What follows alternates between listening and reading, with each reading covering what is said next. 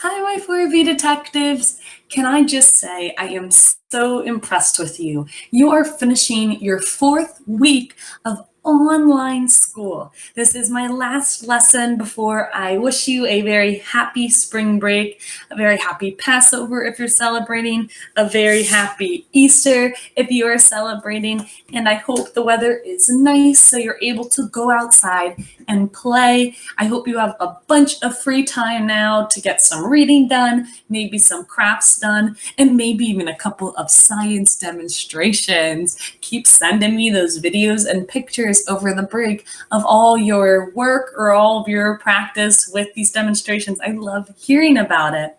So today I'm going to finish off our social studies by reading The Night Before Easter. I have a couple of Easter books, but I know our class loves The Night Before books, so I thought, hey, why not add on to that with The Night Before Easter? Easter is a Christian holiday that is this Sunday. And Easter is the story about the one man whose name was Jesus that all the Christians followed because he taught them how to be a good person. And he taught them many important things to remember in order to live a good life. Well, unfortunately, just like with the Jews and the Egyptians, there was some bullying going on. And some people didn't like Jesus, and so they killed him. And unfortunately, he passed away, but several days later, he came back to life. And so that's what Easter is all about, celebrating. If you are celebrating Easter, maybe you are also celebrating that start of a new life. So just like how Passover was about freedom and starting over as a new person, Easter is that new beginning too. And the reason a lot of people celebrate Easter by having Easter egg hunts. They have a lot of plastic eggs that they have candy inside, and the Easter bunny comes, and the Easter bunny puts them maybe in your backyard or around your house, and will even give you an Easter bucket full of goodies. Well, that Easter egg, tradition started because an egg represents a new life too. And when you crack it open, the new life comes out and it's able to start anew with a new chicken. So that is kind of how the whole Easter bunny and Easter egg tradition began.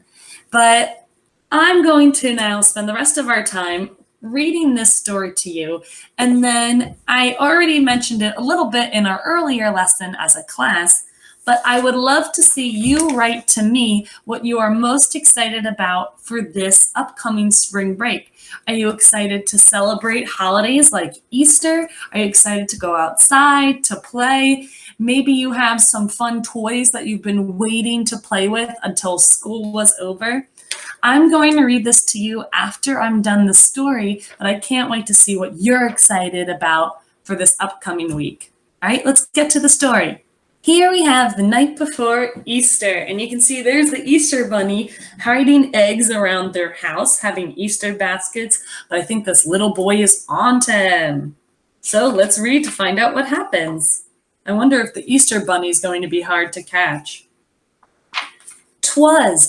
We've seen this in all of our Night Before books. 'Twas is a contraction, which is 2 words put together. But not like a compound word. This one is where you cut out some of the letters.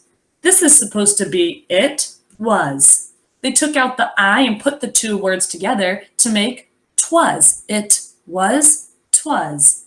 'Twas the night before Easter, just before dawn. Not a creature was stirring out on the lawn. Oh, they seem to live at a farm. Our baskets were set on the table with care, in hopes that the Easter bunny soon would be there. Oh, so they got to make their own baskets and hope that the Easter bunny would give them a couple of treats. Oh, look, a little hole in the wall. I wonder if the mouse lives there. Here the kids are dreaming. Sister and I were tucked snug in our beds while visions of jelly beans danced in our heads. Ooh, jelly beans are a big part of Easter. They're normally what you might find in an Easter egg. I notice here it said sister and I. When we have a narrator, which is the person telling the story, sometimes it's not a character in the book and they're talking about the characters, but sometimes the narrator is the person telling the story actually in the book itself. So when it says sister and I, you have to wonder who's the one telling the story, the girl or the boy? It says sister and I. Well, there's only two kids in here. This girl would have to be the sister because the word brother is for the boys. So sister and I, the kid telling the story, must be this little boy here. Then, out in the barn, the hens made such a clatter. I sprang from my bed to see what was the matter. When what to my curious eyes should appear but a big fuzzy rabbit with a crook in his ear. So he has a floppy ear. Look, he has a wheelbarrow of eggs. All the chickens are running away. Well, I wonder why. It's probably because he took their eggs. There he is, walking off with his little ducky.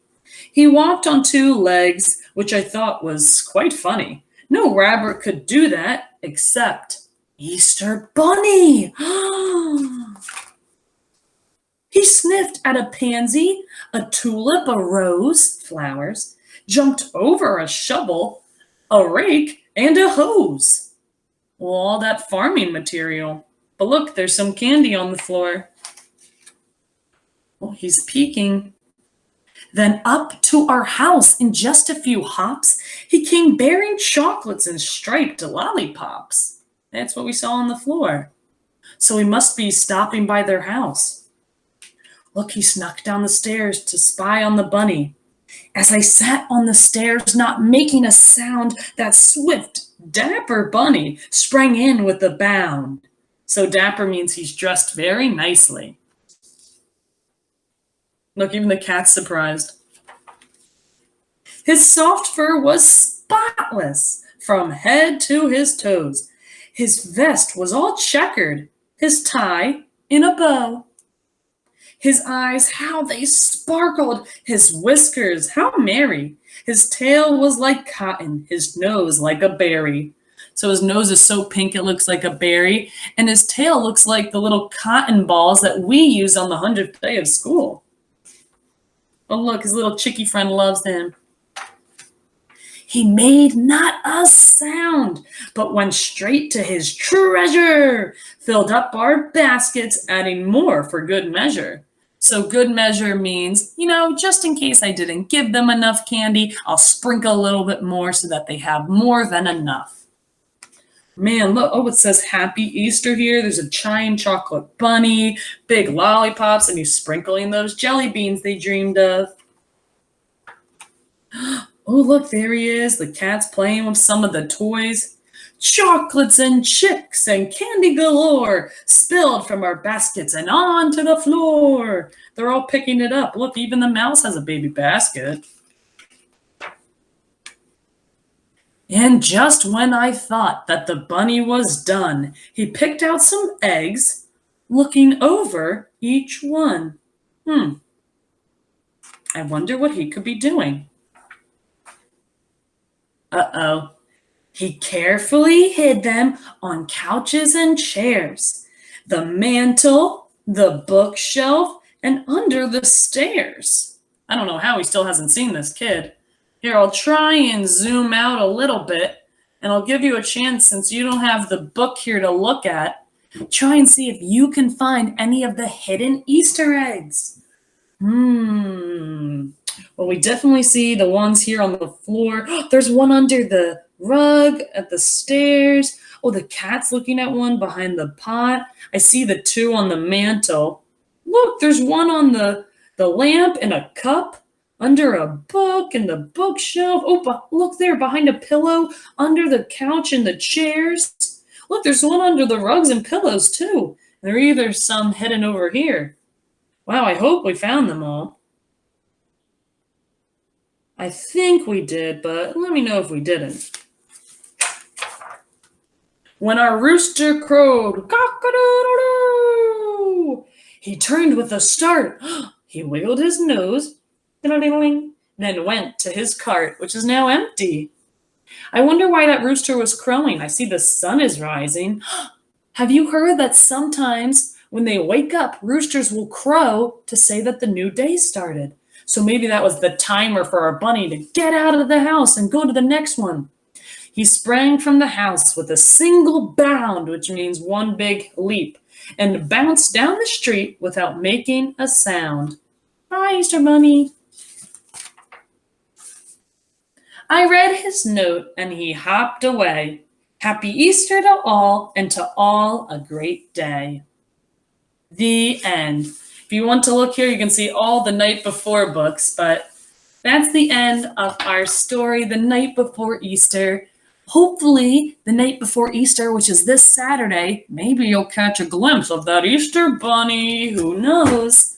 I'm so excited for spring break. I hope you are too. Hope you have a great Friday tomorrow. Yenna, I hope you have a great birthday. We know she's especially going to write here, but make sure you get a piece of paper out and try sending me what you're excited about for spring break. I wrote, I am so excited for spring break. And I did an exclamation point, so you know it's true. I am going to do an Easter egg hunt, play a lot of Frisbee outside, and watch my favorite shows. If it rains, I will stay inside and play Animal Crossing, my video game, which you all know is my favorite video game. So that's why I did exclamation point, exclamation point. I could even do a third one, but I don't want to be too crazy. You can see here, I drew a picture of me and my friend playing Frisbee outside. So I hope you're able to play with hopefully your family. I know we're not able to have play dates yet. Stay strong. You'll get a play date soon. But my friends, I wish you the happiest of spring breaks. Totally email me, send me a video or something. I'll miss you all. I hope you have a great week, and I'll see you next time. Bye.